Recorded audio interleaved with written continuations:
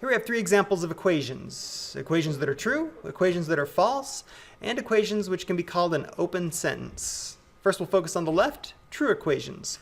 An equation is true if the expressions on either side of the equal sign are equal.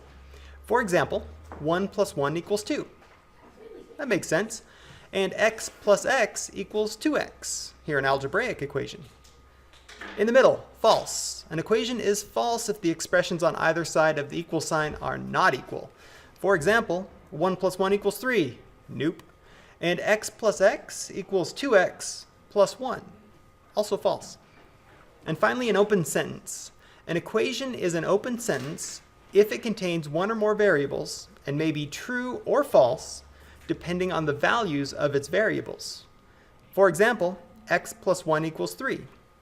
Notice that if x is a particular value, this equation is true.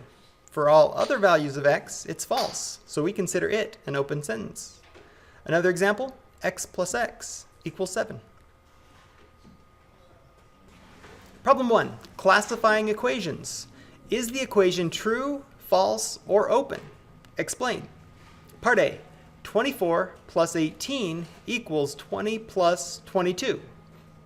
Well, we can simplify both sides of the equation, and both would equal 42. That makes it true, because both expressions equal 42. Part B, 7 times 8 equals 54. Well, this one's false. 7 times 8 equals 56, and 56 does not equal 54. Finally, part C, 2x minus 14 equals 56.